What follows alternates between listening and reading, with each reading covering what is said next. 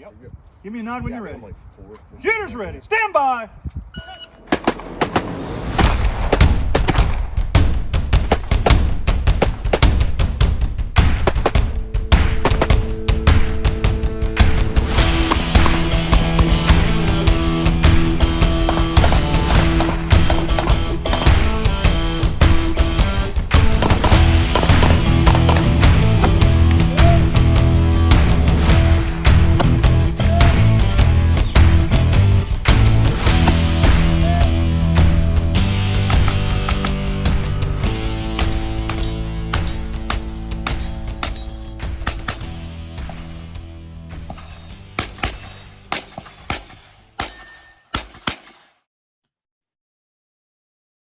Hey everyone, this is Matt Gunlock from the 3GIQ podcast. I'm joined here with my co-host Frank Gow. We have a very special episode.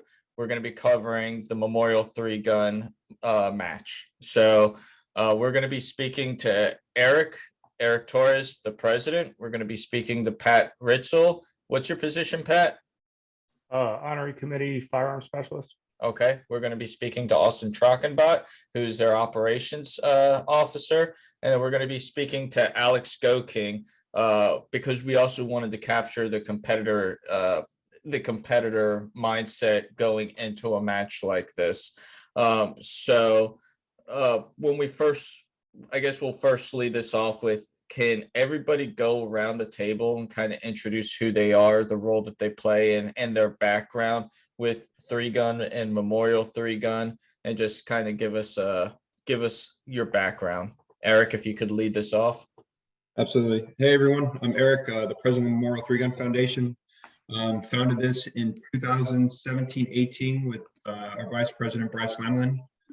Me personally, I've been shooting 3-gun for about probably 7 years now, on and off with work as much as I can.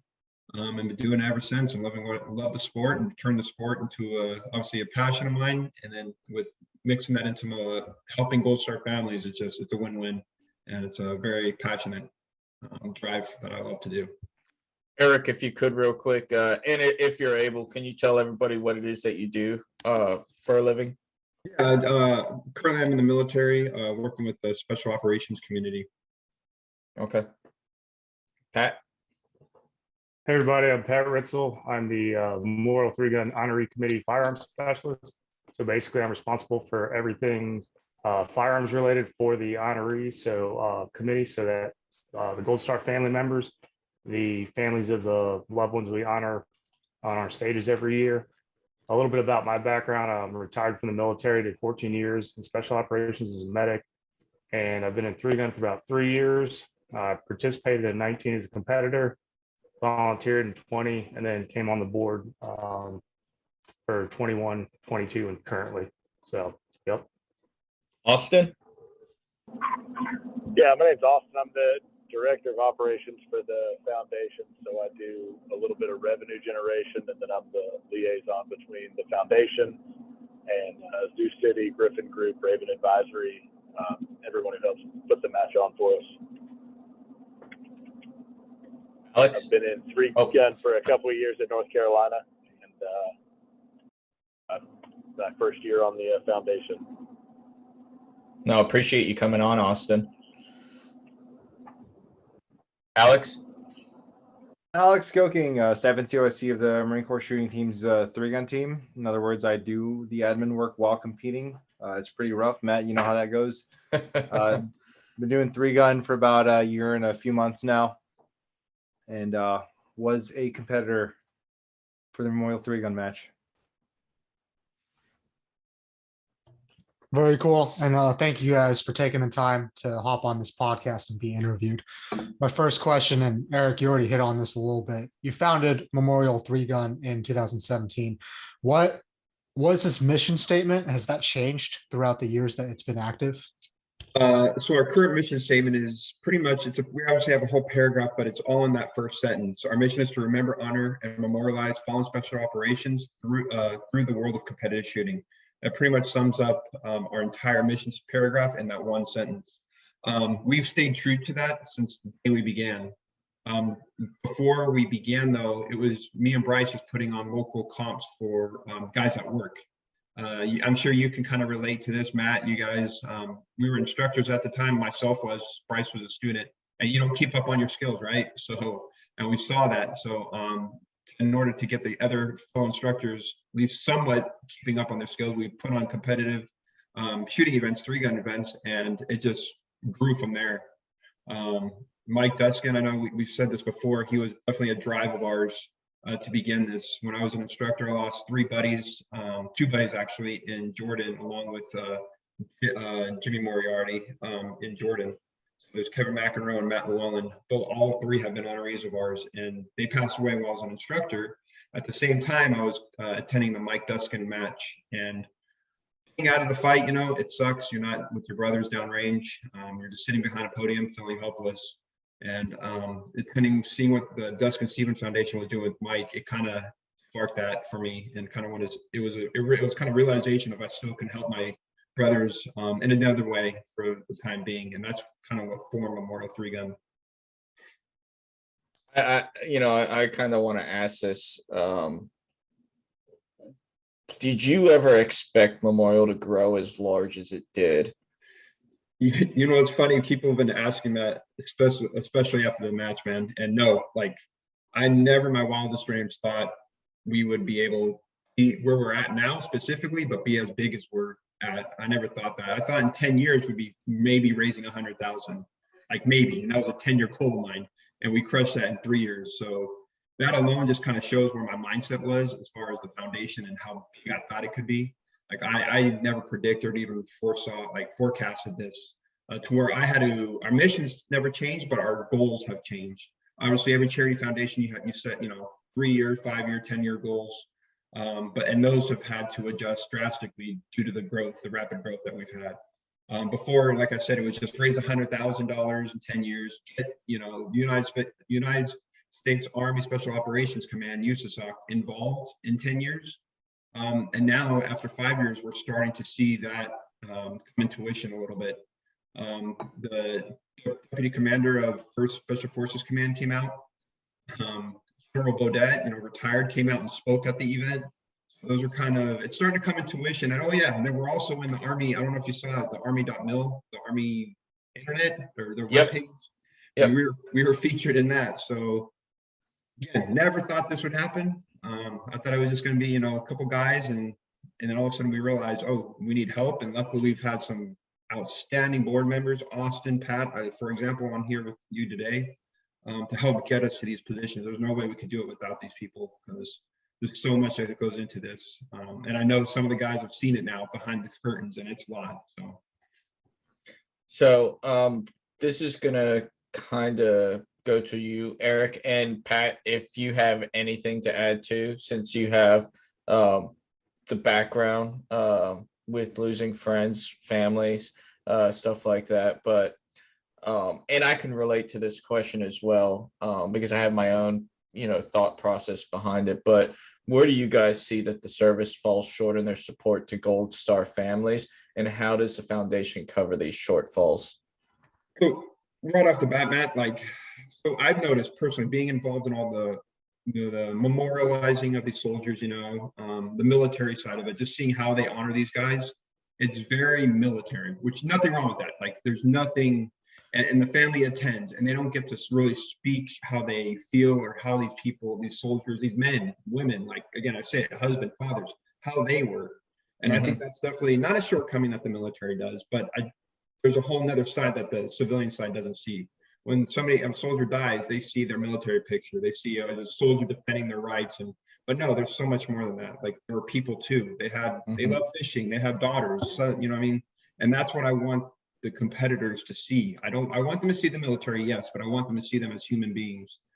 So that's, I don't want to say a shortfall, but the shortfall that there is, and I've seen it firsthand with, I'm not going to, say too much detail on it, but people that don't pass away in combat-related incidences, like, true military definition of Gold Star family, somebody that's been killed in action. Our definition is different. So anybody that has not been killed in action, they're treated a little differently. They don't get the same some benefits as somebody that was killed in action. I'm talking about the family now.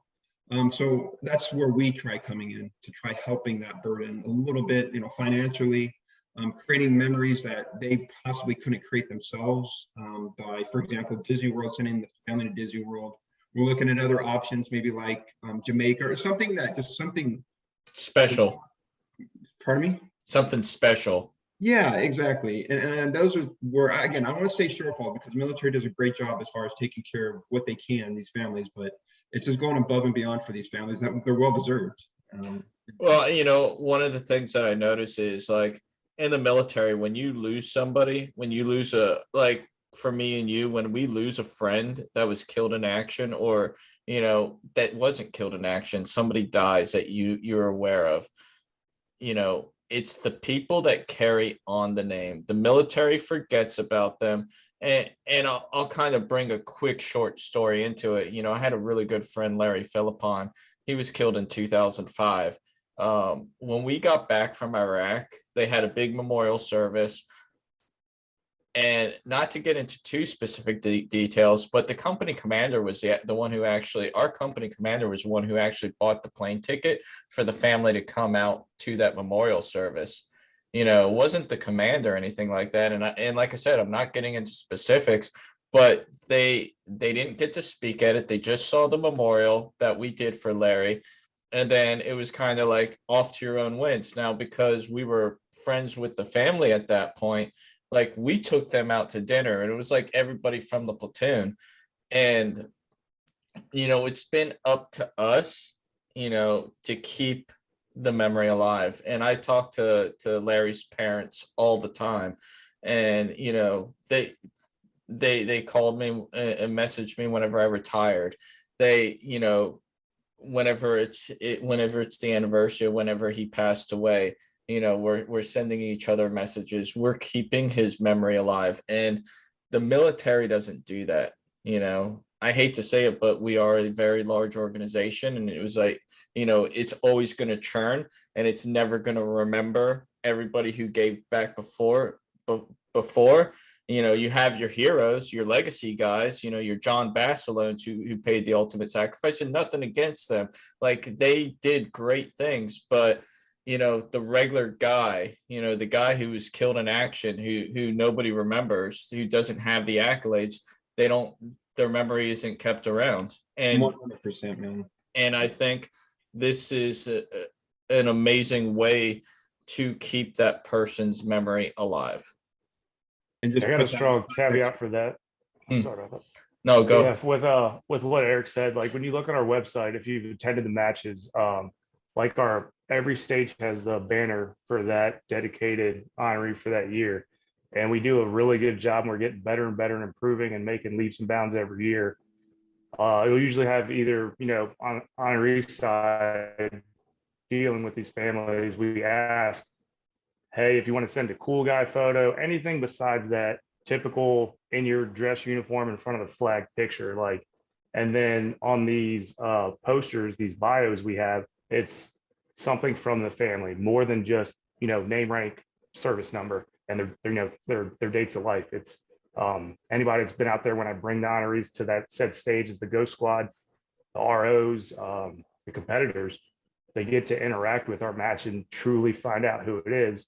And just like Eric says, our definition, there's a lot of stuff that goes on when guys get back home, like it's a rough life. And then also at our match, usually at headquarters, we have that honor wall, so other people can bring photos and stuff of heroes they know that just might not have been submitted in time for that year, and they can put their picture up there. So we try to get as much involvement in the true backstory of who these men were.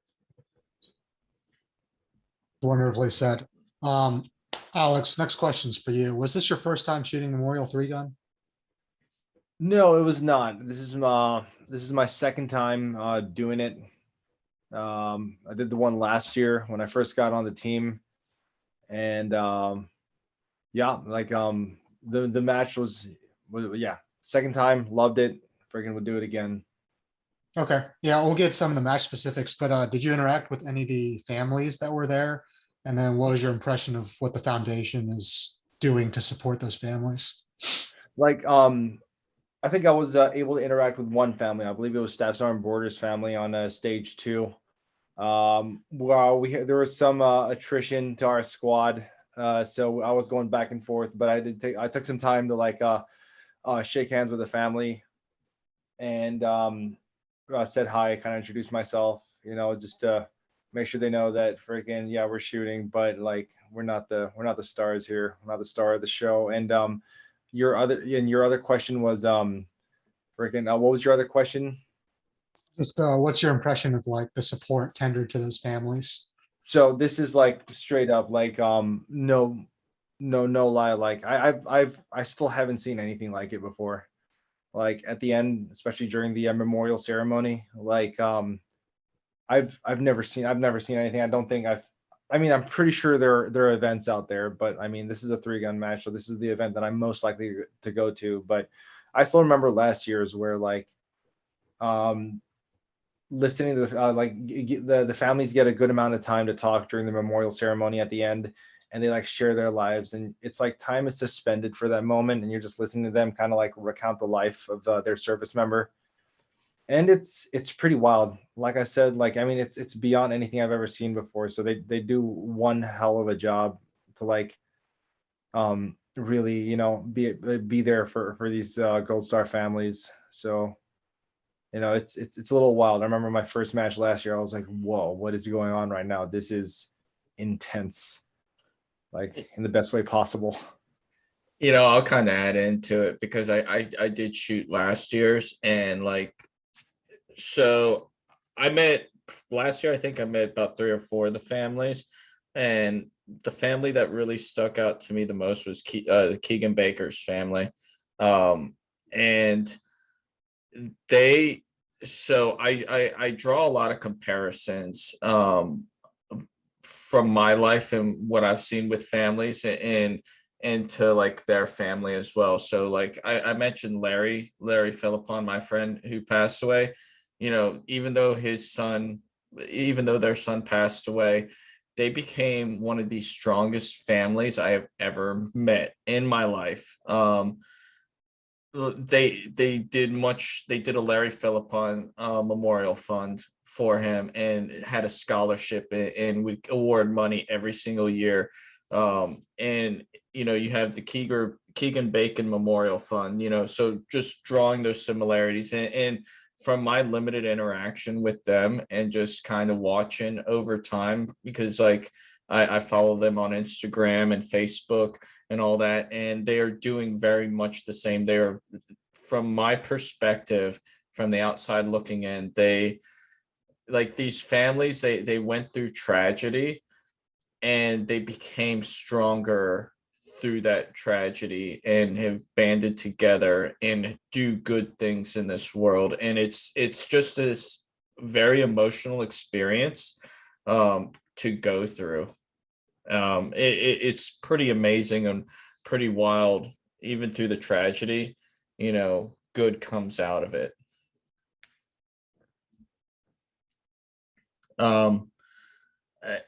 I guess I'll lead this off with, and this is for you, Eric. You guys have the ambassador program. What is the goal of that program, and how many ambassadors are currently serving, and what are they expected to do on behalf of the foundation? And are you looking at bringing in more ambassadors? And I know that's like multiple questions all wrapped in one. No sweat, man. That's a good question, dude, because we've been getting asked that quite a bit after every event. We were getting asked that because people were more interested into what they are doing to help the foundation. So when we first started this, we were trying to decide on what we wanted it to be. We started bringing on like your top shooters, right? Like your very, very good shooters we had as ambassadors, which obviously those bring attention. And then we sat down and kind of reevaluated that, because yes, that brings attention, but we're looking for the passion behind what we're doing. Like these good shooters, they were good, but some of them just didn't have the passion of what we were trying to do. So we reevaluated and sat down of what we want this to be. So in short, what the ambassador program is are shooters. So 3-gun, USPSA, PRS, it doesn't matter what format they shoot. if you are involved in competitive shooting, you can be an ambassador. What they do is they go out and shoot a match, like they normally do, but they wear our logo. And what I mean by that is, there's jerseys out there. We have our own jersey made for ambassadors if they want to wear it.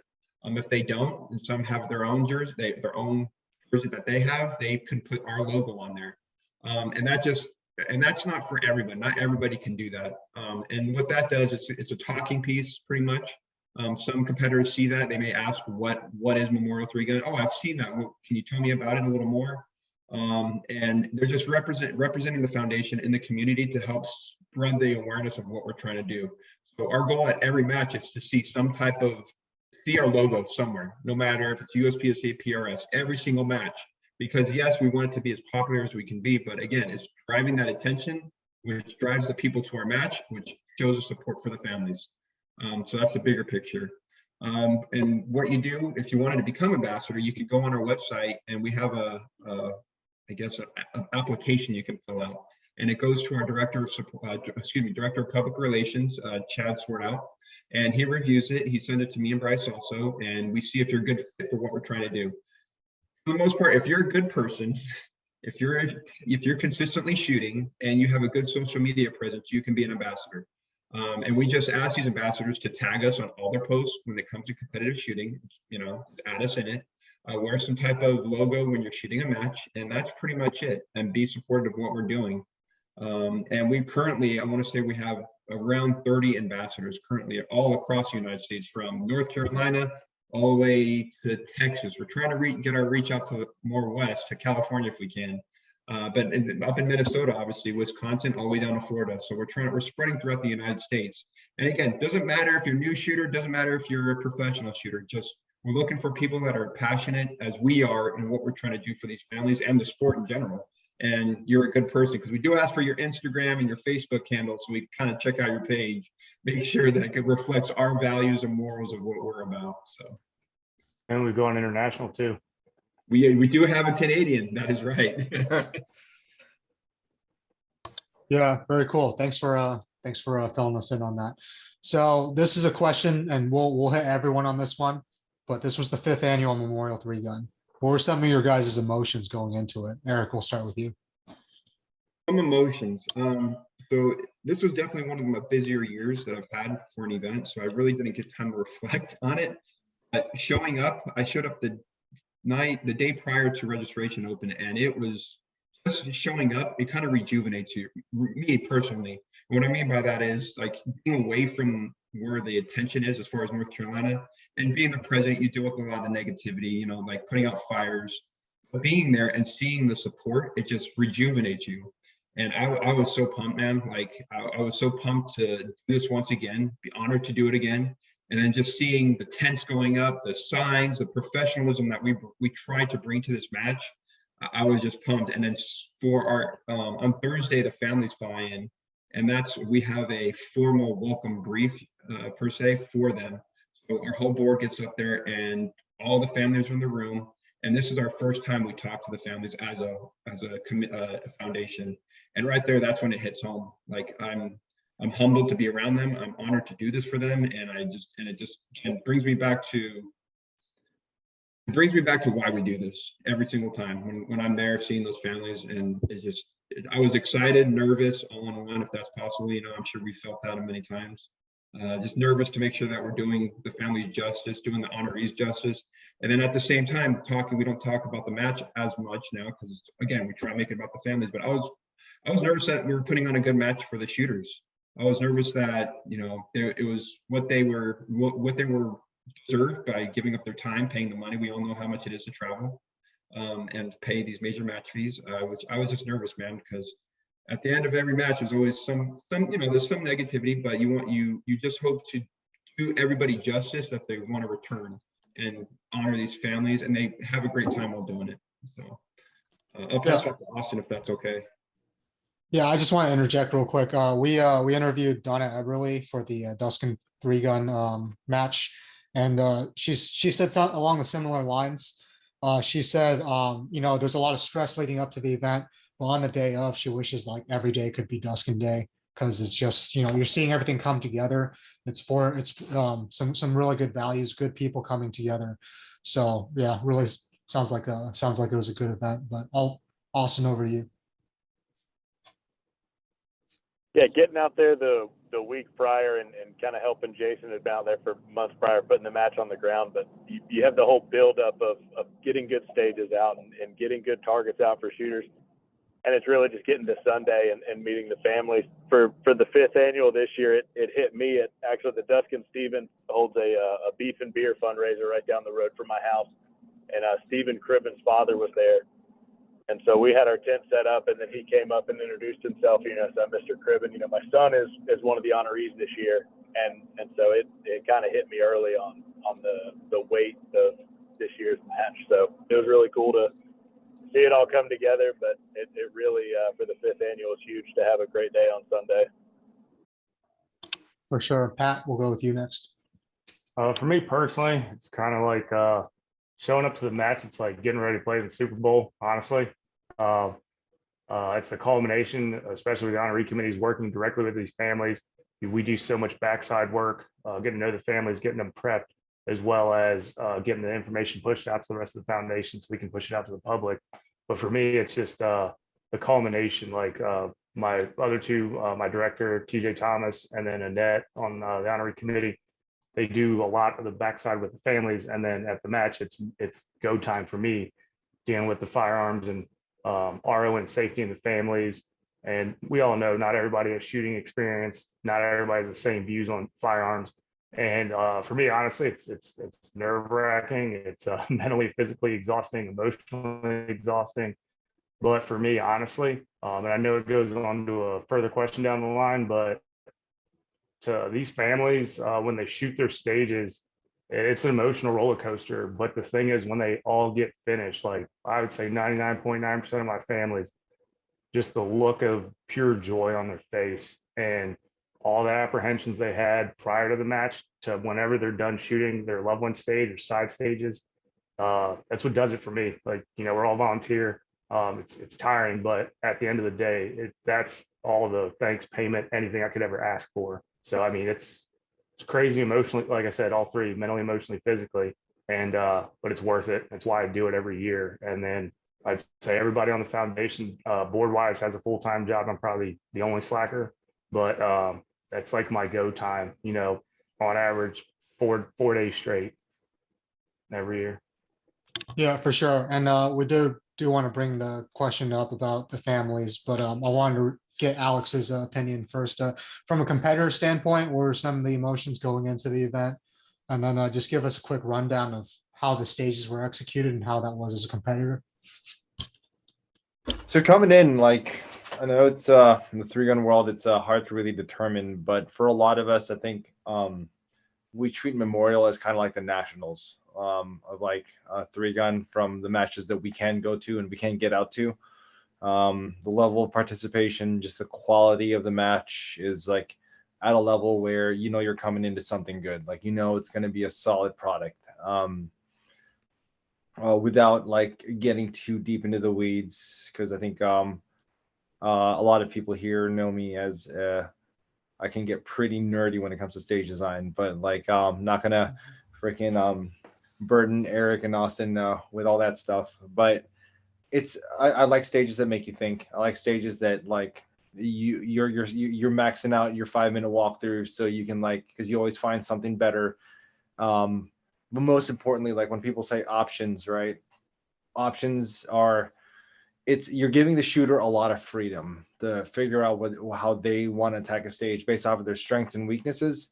And like the only thing that requires to be able to give the shooter that freedom is extra work from the guy who designs the stages, which honestly like is the best thing you can do for the competitors. It's like, let me create a stage, understand what can or can't happen, base the stage off of that, and give the shooter the freedom to figure out how he wants to do it. And I always love it when you look at his stage and people do it like differently.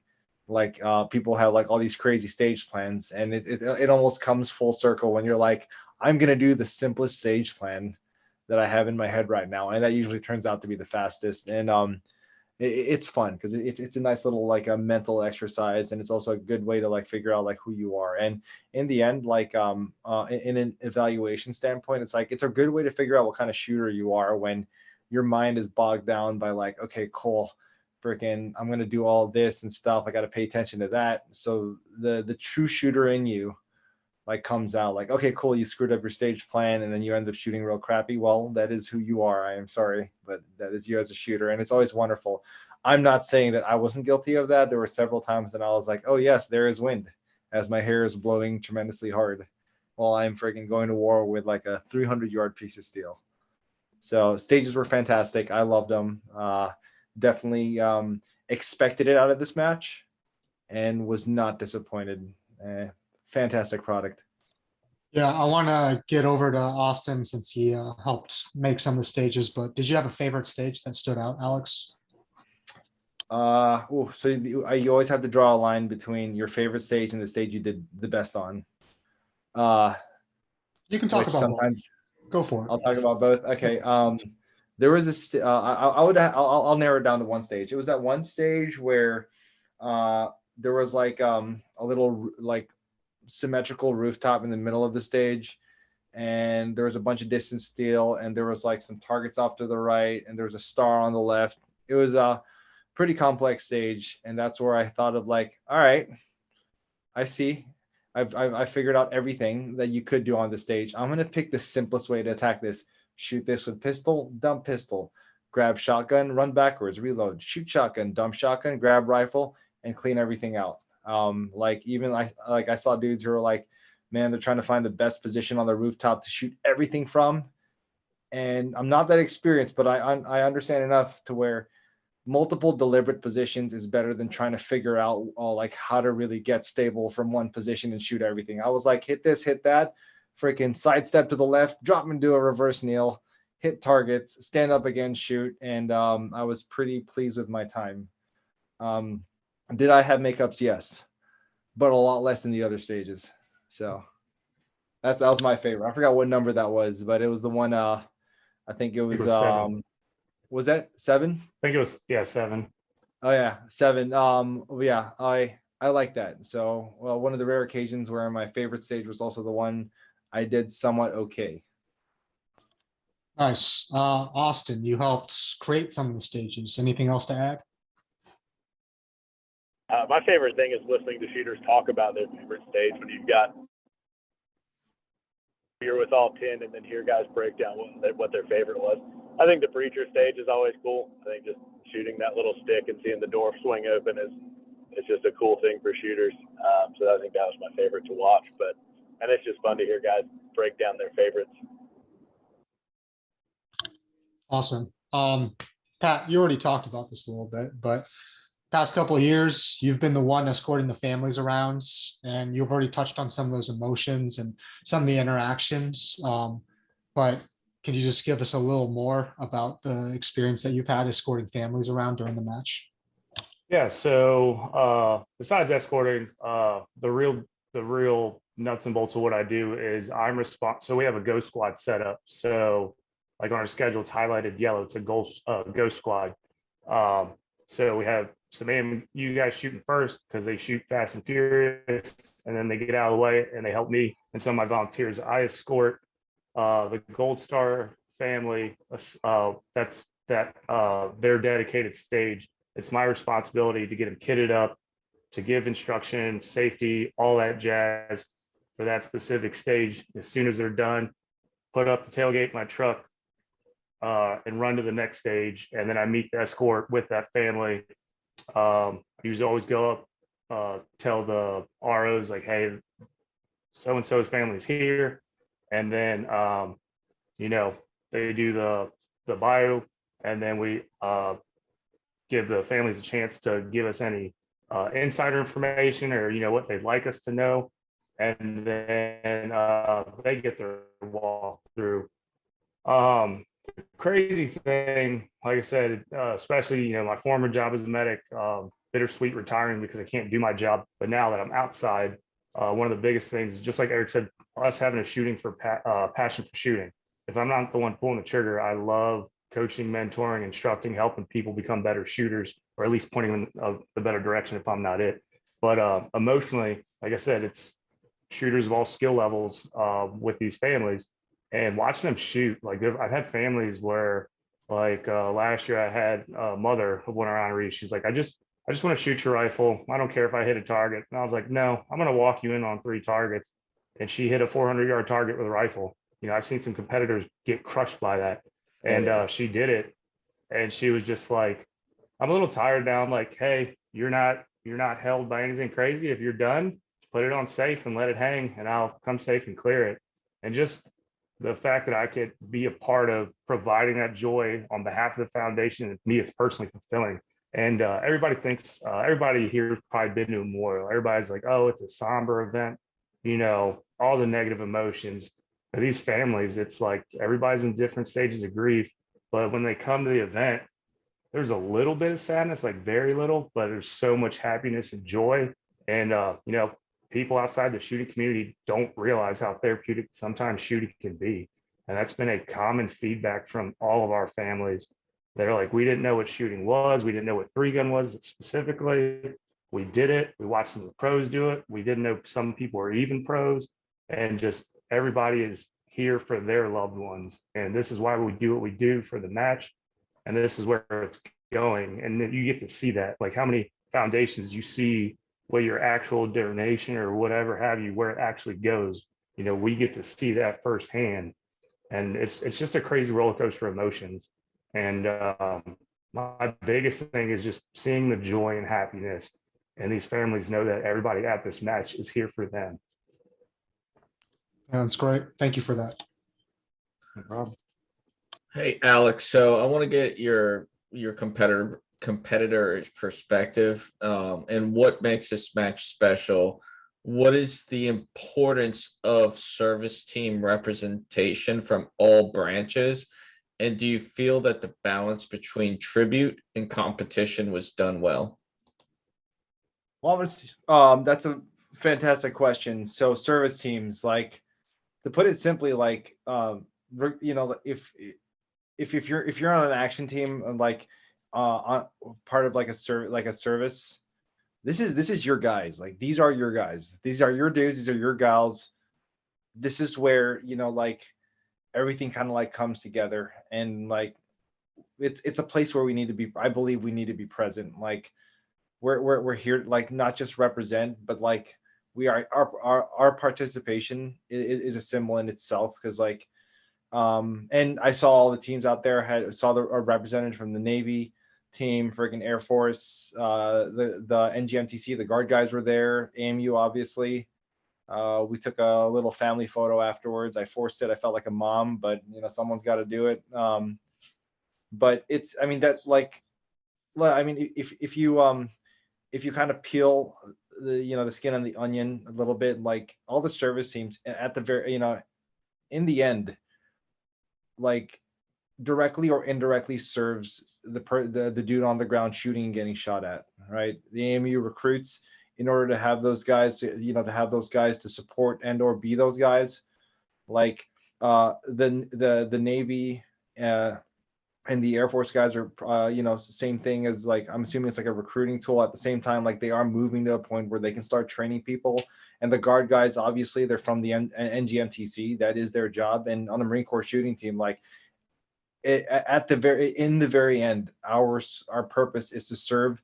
We are a support structure for the dude on the ground, the dude or the gal on the ground shooting and getting shot at. And, you know, like, you go all the way to the other end, and like events like Memorial 3-Gun, this is something we need to support, you know, because like our support doesn't end with the service, shouldn't have to end with a service member. We got you know, like the people who carry on that legacy, the memories and all that stuff, like, we got to be there to support as well. And on the question of, was there like a balance? Should there be a balance between tribute and competition? Well, one, yes, that that balance was there. It was a solid match. Like, in a vacuum, if it was just a match, it would be fantastic. The fact that it is actually a memorial event with a really good match tied into it, makes it like a million times better. And there has to be that balance, because if you're going to memorialize individuals and, you know, put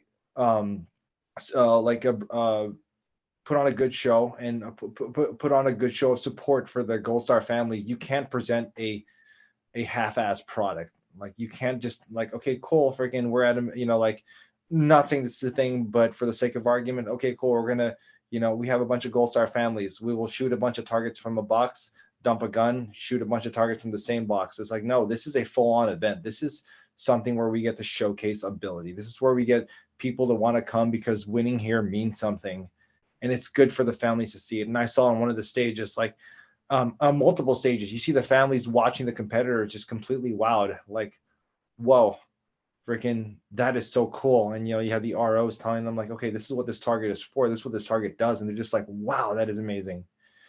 And this kind of bleeds in, and I'm going to end on this, like it kind of bleeds into another question about like the families being there.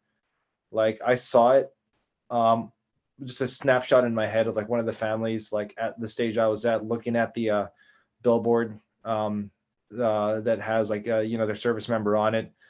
But a bird's eye view, they're at a match to like where they're being supported for the sacrifices made by their service member.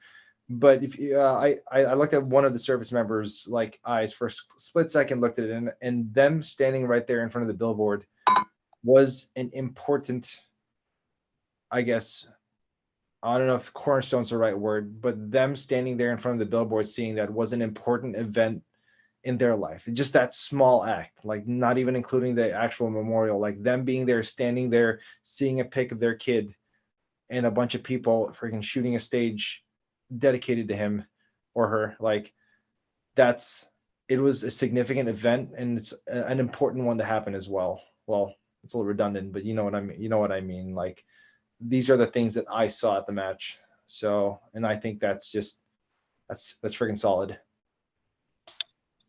Nice. Yeah. Sounds like it was an awesome event. So Zoo City Armory, Griffin Group, and also Grey Ghost Precision have been mainstays of this community and also this event. So, Eric, I'll push this one over to you. Can you just speak to the level of support that you've gotten from those organizations? Yeah, absolutely. So Grey Ghost Precision, they give us huge support from the beginning. They're actually the main supporters behind us to drive it forward. Again, they give, this year they've given 50 military shooters free slots. So hence when the shooter shows up, they get their entry fee reimbursed. They're huge supporters of the prize table. They donate money to the Gold Star families. They paid staff and ROs this year. The Little Bird stage is courtesy of them. They pay for the Little Bird. They have their side stage, which they have a prize for that. They have a prize for the Little Bird stage itself. Yeah, that's a giant thing of what they do for this match, which is, I can't thank you is not enough for those guys. Griffin Group, they were the ones that kind of got us to where we were as far as like professionalism of the venue. They opened their doors freely to us when in need, and with zero cost. As we progress, we're somewhat of a burden on them, so we pay our fair share of what we need to for the venue, but they continue to give us any support we need. Everybody sees it, like how professional is that venue? How many people have an airplane, a 727 at the range and open it up to the public to shoot out of for an event? Same thing for the tower, same thing for the driving stage, same thing for the Little Bird. Like what range allows you to shoot from a helicopter on their range? And then specifically the professionalism of their headquarters building, which allows us to do the memorial ceremony and the award ceremony with that professional feel, not on the range or, it just gives that dynamic this is a world-class event, and it's because of Griffin Group. And then Zoo City, these are my three, again, I call these my three pillars for the foundation, because without them, we would not be where we were. So before Zoo City, we were on the ground, hard sweat, tears, to put these stages on the ground last minute with no support, with volunteers. Eric Eckhart was his brainchild that he has in his head with the stages were awesome. But again, it was us on the ground having to do that and having to worry about the memorial and these families. So it wasn't sustainable. So Zoo City, thank goodness to these guys. They come in and charge us nothing to these stages in the ground. And if anybody's been out to Carolina Guns and Gear, Jason Barley out there, he is the brainchild. So Alex Goking, when he was just talking about the stages, that's all the options. That's Jason. That's what he does at his local matches. And I'm assuming at his major matches at the Fall Brawl coming up, and then at the spring bash that they put on. That being said, like, it's him and his crew putting the stages on the ground. That is a whole nother aspect that we do not have to worry about. We can focus on the families. We can focus on all the professionals of the event to give you guys this world-class appearance and venue. With that, that's where Austin comes into play, because obviously we want our vision for the match to come to fruition, and that's where Austin comes into play. He gives Jason any support he needs. He makes sure what we envision is being laid on the ground.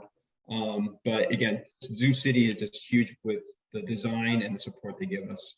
But I want to let Austin talk a little more about Zoo City and Griffin Group, because he's the one who deals directly with them. I just know what they've done and who we brought in to help support, but Austin is the man on the ground with that. So.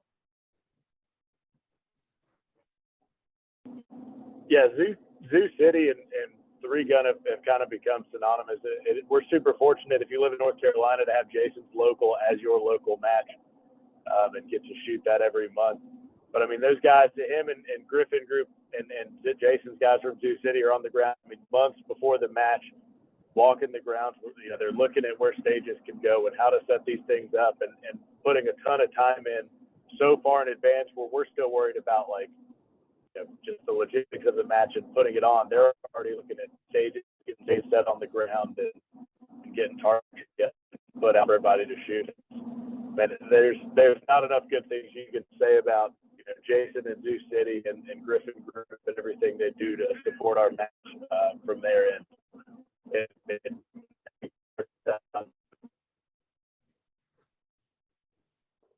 I think we're kind of losing Austin some, but and if you come back and jump in, Austin, but Alex, I would like you to kind of speak to the match flow of the stages, and then I want you to speak to what makes the Griffin Group ideal range to host the event, just because you've seen matches throughout the entire country. I want you to kind of speak specific to this location based on your experiences of shooting all over the country. So let me see, I'm going to start with match flow, right?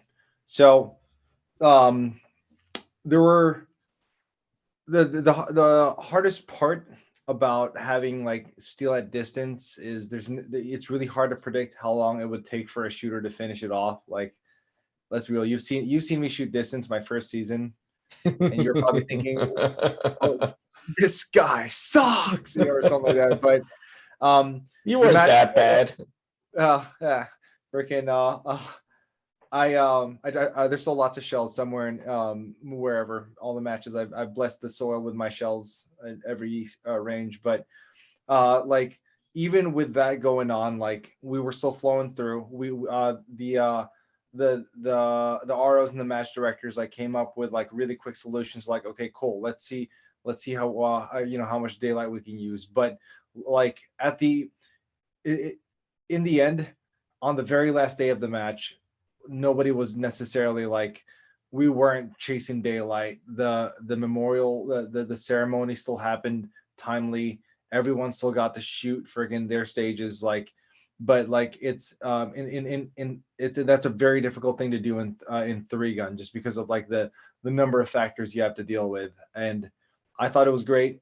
We got through, we shot all the stages, still had time to fist bump all the ROs at the end, and obviously it all depends on friggin' if people are there to reset. And sometimes when you have I think if you're under 35 or if you are under 45 and you got some old timers who witnessed the birth of the first red dot site, let's common sense, let's hop in and help out. But yeah, match flowed well.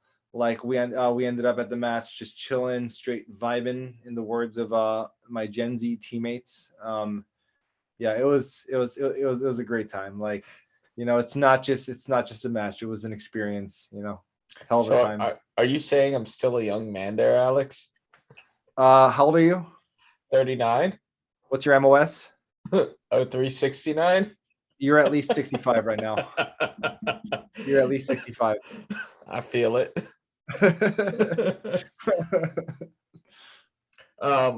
This could be a round table question for you, Eric, Pat, Austin. But what are the plans like? What are the plans for next year? You know, like same location, same people supporting. Like, what's the vision for next year's match? So obviously that we're still trying to close up this year, but the vision for next year is always improved, man. We just put out our survey, and we take those very seriously, and that's how we're improving every year. Our feedback's getting better and better and from the public, because we take what the public says and we critique it. Like, one of the biggest things this year is the fog. Like, I don't since you weren't there, the fog put us back like an hour the first day, which, that has that trickle effect. You can't predict the fog, though. It killed us with time, man. And then so we were an hour and a half behind schedule by the last day. And Austin and Jason in their motorhome, like at 9 o'clock at night on Saturday, coming up with the timetable, and then me getting in there trying to adjust to what we needed to do. We pushed everything an hour and a half, and luckily we ended exactly what they said, what time we said. They said that we would end, we ended. But I guess that's our biggest improvement for next year, is figuring out the shooter to time squad matrix ratio, to see if we may need to cut some, to see if we need to stay later. But I'm gonna let Austin, because I don't keep directing it over to him, but he's the brainchild behind how we're gonna improve that. So I'll let him go. He's back, I think. Yeah, I'm back. Man, there's so many factors that went into it, and the fact that we got done Sunday on time was pretty incredible. When we gave a hard time of when we'd be done shooting, and it was like a minute prior was the last shot. So obviously for next year, if we can control weather, we'll learn how to do that in the next 365 days. We'll do everything we can to control fog.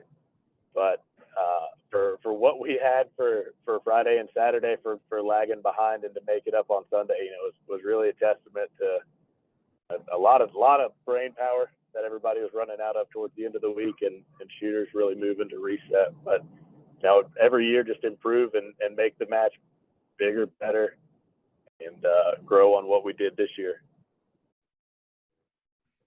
No, that's awesome. I gotta hop in real quick. Yeah. An hour and a half of fog. That's wild. Okay, so I had no idea that happened. If that happened, then the match flow was fantastic. Holy shit. So I think it was like a half hour to an hour of fog, and then just trickled down, because you're not gonna be on time every time. So we had slow resetter squads that were slower than normal. So that's just all combined, and it just hour and a half. Snowballed. Yeah. Okay, now that makes so much sense. Like, holy crap. Oh, dude. I used to think freaking shooting the distance stages first thing in the morning was a good thing. Yeah, I no longer think that. That's your only peek behind the curtain. Oh. Hey Pat, I want you to talk some more, because I miss your voice and I miss your face, and like we haven't seen each other at all this year. I miss you, brother. Instagram messages. Yeah. I miss you too, bro. Oh, for those that don't know, me and Pat every single day are sending each other Instagram messages, and they're generally like some crazy memes. But I want you to kind of add it. Dad life. Yeah, pretty much. Dad bod's coming in. But what's your plans for next year? Like, what are you trying to bring to the table? So basically, this was the second year in the hot seat doing what I do, and I hate to use the cliche phrase, but just building a better foxhole every year. Just a side note, like how well we do, what we do for the families. This year was phenomenal. We have a lot of volunteers that are actually former Gold Star honoree families from years prior. This year, Mike Simpson, for instance, his son was honored in 2020. He's been my helper this year and the year before last. And I had Jake Baker from last year, Keegan Baker's dad from the stage one airplane stage. He was my assistant this year. So I had 2 assistants, and just getting my time flow, because like I said, a lot of people don't see behind the curtain, and it's just crazy because I'm one stage with one family. A huge part of my responsibility, because you talk about having a memorial and a match. With what I do, it's a match within a match, and I do my absolute best not to run over, because yes, this is dedicated for the family. It said time block, but I have to keep everything professional, safe, and prompt, because I don't want to back up the rest of the match. And just it's getting better and better and improving. Sponsors are amazing. Just simple stuff like gear accountability. Like, I hate to say it, I thought I escaped it when I retired, but it's still a thing, especially when I can't afford to replace some of the gear. But Mhm. it's just small improvements like that. And every year I'm just figuring out bigger and better ways to provide for these families. A big improvement this year, for instance, open shotguns, because as we all know, the worst thing in 3-gun is tube loading. And yes, I'm still a TAC Ops 4, not an open baller yet. Hey, So I gotta say, I love my Yeah. tack up stuff. I want to go as long as I can before I have to be an open shooter. yeah, I don't want to have to worry about like muzzle velocity on your shells. That's just dumb. It's a shotgun. But yeah, this year I was able to get some open shotguns for the Gold Star families. And it was amazing because like we had some VR80s, so everybody Nice. shot the AR, same exact controls, fire controls, and they were just burning it down with shotgun. And I was like, holy crap, like stages that had aerials, people were just crushing it, aerial clays, and they're like, wow, I've never shot anything with the shotgun. And it's just doing stuff like this and maintaining continuity is the biggest thing, and just integrating. And then this year, now that Alex knows about the backup, one of the great things is every opportunity, because the 4-4-2 format, I have 4 families, and 2 families, but when the families are not shooting their loved one stage or have already shot it, I like to grab TJ. She puts out an all call message. We get all the ambassadors that are available, and we get all the Gold Star families that are available. And we usually pick a side stage that is very much 3-gun instead of just a 1-gun side stage, and they get to compete. And you talk about emotions, like everybody's like, oh, it's a memorial event. Like, there's some inter-family rivalry that goes on, and it gets a little dirty. And it's Wow. just awesome because they love shooting, and it's just awesome. But I mean, it's all in good fun. But I mean, yeah, they get competitive, and it's funny because some of these people, it's their first time shooting one of the 3 guns, if not all 3 guns. So just improving and stuff like that, and then just further improving and hopefully adding on to the shooting experience for them is probably my biggest goal. Just trying to make it simpler, run smoother, and always having contingencies so the families and the competitors don't see any hiccups on the backside or any kind of obstacles. It's just a smooth professional match. And one thing I wanted to capitalize on that we didn't really say much, but everybody that's listened to the match, and Eric's a huge proponent of it, besides being a memorial match, is the family aspect. Like, how many matches have you been to? Like, yes, every major match has a side stage from a vendor, but like, how many matches have food trucks, a bouncy house for kids? Like, it's a full blown family affair. And I think it's, people have never been to the match. It's like, there are a lot of married guys. It's like, oh, I got this, the wife won't let me go, I got the kids. It's like, no, eye pro, near pro, you're signed the waiver, you're good to be on the range. It's just bringing everybody and anybody into the fold outside of just competitors. No, that's awesome. Yeah, I wish I could have made it out this year. Now you have no excuses. No, Bring your tractor. oh, how's your tractor doing?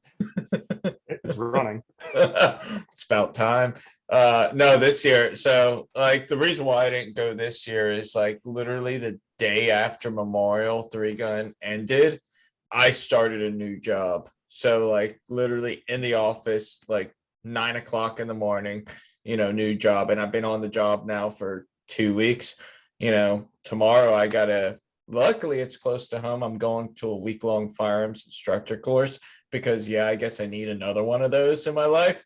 But hey, I'll be on the range at least 2 days this week. Uh, I have talked to quite a few people over the past 2 weeks. Mike Sexton was one of them, Bob Osbeck, just quite a few guys that were out there at Memorial, and they were like, dude, we missed you. We wish you were out there. And it's just like, fuck. I wish I could have been there. Just saying, the match is annually Columbus Day weekend. So on that resume, your availability date could have been pushed to the right a little bit. Yeah, I know, but I had already committed. I guess to finish it all off, round table again. Is there anyone you guys would like to thank, and anything you'd like to say to the listeners before we sign off tonight? And Eric, we'll start with you. Yeah, man. So I kind of got some key things I want to hit on. So I want to thank AMU. They're in that GOAT squad that Pat was talking about. They shoot their stage and then they coach the family. So as we all know, when we go to a major match, we're focused on the match, right? Well, these guys have to be focused on the match and then change mindset and be focused on the family. So just want to thank them. But one of our goals is to get these other brand shooting teams involved in that squad. So Alex, need to talk to you about next year. No pressure. No pressure. So nomination forms. Our nomination forms are open for 2023. Again, it has to be a soft background individual, and you have to have permission of the families to fill out that form. And this is all across all branches of the military, not just Army. We look at Marine Force Recon, MARSOC, Navy SEAL, like Air Force JTAC, CCTs, all across the branches. So if you know anybody that's passed away, like please nominate them, because we're trying to keep their memories alive. Going back to our 3 pillars, I can't thank Grey Goose, Griffin Group, and Zoo City for everything they do continuously every year. Without them, there's no way this match would be growing at the pace it is now and as professional it is. So thank you to those guys. Our staff and volunteers, we say it over and over again, thank you is not enough. We try taking care of you guys as much as we physically can while staying true to our mission. So I hope everybody realizes that. If I could give you each $1 million, I would.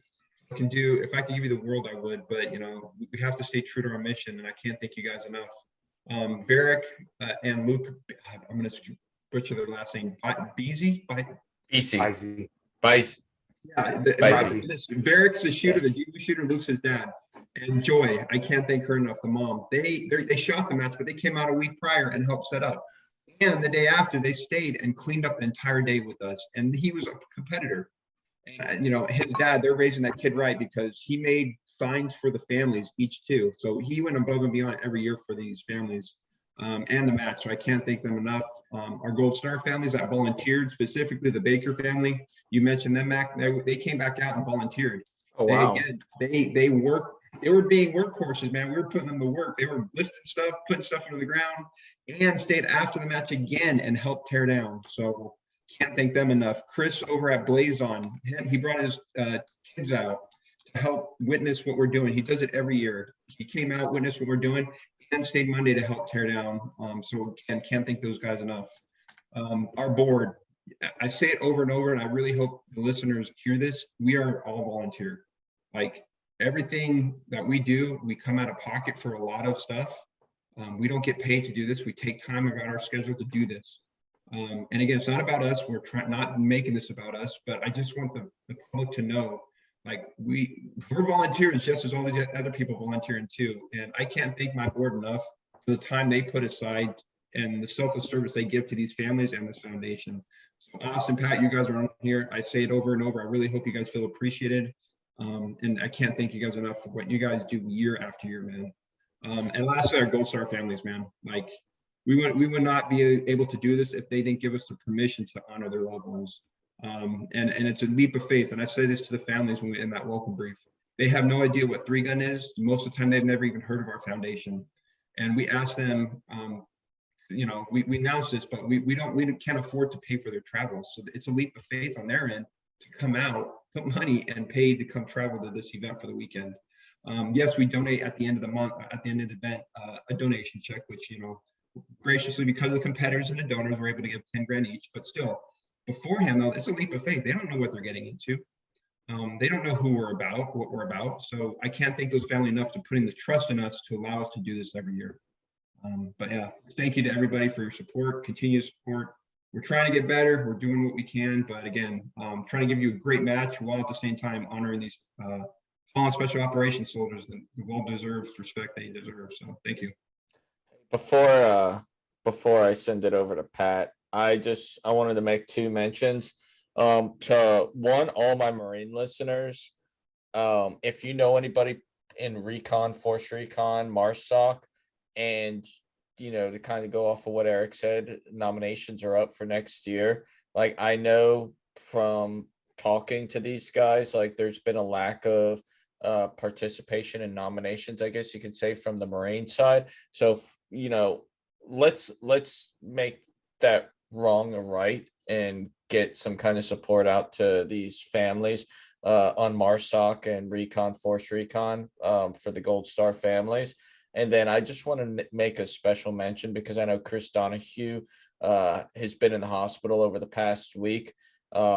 He's a guy, I've known him for about 2 years now. He's a guy that goes out there, he's a competitor. He's a guy who's given a very large part of his life to the Memorial 3-Gun Foundation. He was hospitalized this week. He is okay now, but I just want to make a special mention of that and wish him well as he continues his recovery. And Pat, if it's on you now. Yeah, Eric stole like 80% of my talking points, but no, just we can't say it enough. Thanks to everybody who supports this match and foundation in any capacity. Me personally, my biggest thanks every year, the Gold Star families that, as Eric says, take that leap of faith, and specifically with me, to trust me to hand you a loaded firearm and to be safe. And it's amazing what we do with the match and the foundation. And competed longer than I said, but 3-gun only honestly the last 3 years. And just watching this foundation grow and do what we do, and it's amazing. And for me, it's legitimately, it adds to my passion, and it legitimately has given me another purpose in life, post-military career, because that's all I knew prior to retirement. But I just want to thank literally anybody and everybody. As with most or any other organization, there are plenty of people mentioned that don't want to be mentioned. Silent donors are awesome. Just thanks to everyone who participates. And thank you for having us on here. Oh, absolutely. It's our pleasure. Austin. I've got nobody left to thank now after both of them. You're welcome. The match doesn't happen without Gold Star families trusting us to memorialize their loved ones. So we've got to thank them. And then the match also doesn't happen without a massive group of sponsors and volunteers that get out and work their butts off the week prior, the months prior, and help get this thing going. So thanks to everybody. Huge thanks to Griffith Group and Zoo City and Gray Ghost, like we said before. And anybody that's out on the range driving stakes and putting up banners and hanging targets, man, the match doesn't happen without them. Alex.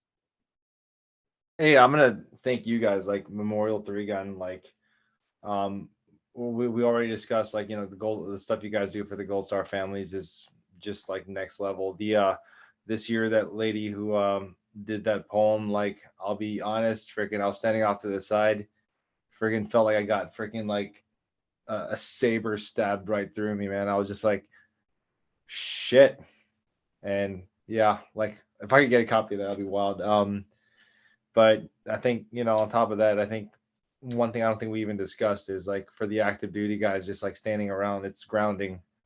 Like, before each stage, you're, like, you get the stage brief, but you also go through the service member who is, who the stage is dedicated to. It's grounding. It's like you sit there and everything is like silent, like everything inside and outside is like silent. You're just sitting there like, whoa, I mean, and even like another part that's really grounding is, like, you guys have the banners set up with the families, and like every single person in that match signs that banner. And I think I don't think we talked about that, but like every single person signs that banner that participated in that match. And like, as a service team, me looking, memorializing the previous events I've been to, signing that banner as the Marine Corps shooting team, as a representative of the Marine Corps shooting team. And I know the AMU is the same way. It's like, it's almost a badge of honor, like that you get to be a special part of somebody's life. And it's a memory that they'll always have. I definitely second that. Eric hasn't killed me yet. Try not to start too big of fires. But yeah, next year we'll have an easel, so I don't have to hold up the banners the whole time. But yeah, it's a huge thing, Matt. Like, good. Thanks for bringing that up. It's huge. We present the family plaque for their loved one. But yeah, we roll up that banner and hand it to the families, and then they reflect on it. And I still maintain contact with some of the families that are still interested in shooting further. And they just, once in a blue moon, they'll send me a picture message with their little memorial section in their living quarters. And it's like, I'll never forget this and what you guys have done for me. What can I do to help out? And before we sign off here, I'm good. I'll be honest with everybody. Everybody's seen me with this cup here, and if you're on YouTube, yeah, you've seen me. I'm about 3 or 4 bourbons in today. But I do want to give a special shout out to Zoo City Armory, and Griffin Group, like Sherb and Jason and Chris Brower. Like, those guys really nail a lot of that stuff out of the park, to create creativity out of them. And they have done a lot to support me and support these events. And they're just world-class people and world-class organizations that take care of everybody. They, like, the selflessness, I guess you can say, it kind of represents everything that we learn in the service. So I wanted to thank them personally, and I really wish I could have been out there with you guys, because it sounds like it was just another one of those special events, like it has been in previous years. And I want to thank you guys for coming on here. Thanks, brother. Appreciate it, Matt. Yeah, thank you for having us on, brother. Hey, Frank, you Yeah, got thanks for having anything? Nothing else from me. I thought this was a great episode and glad we managed to make it work. Yeah, I think this is the most we've had on. So like having to like coordinate everybody at the same time, it's been kind of crazy. But thanks again. I appreciate all of you guys coming out here and talking about the event. And it's kind of all of our mission to spread the message. But I think this is a great way that we can spread that message. So listeners, I hope you really enjoy this. If you have any questions about the event, I'll have contact information for the Memorial 3-Gun Foundation through Instagram, Facebook. Hit me up. Hit the 3GIQ Instagram or Facebook page up. We regularly monitor our messages and all that. So if you have any information, if you want to make donations, if you want to support in any way, just let us know, and we'll put you toward the right people. Thanks, and have a great one.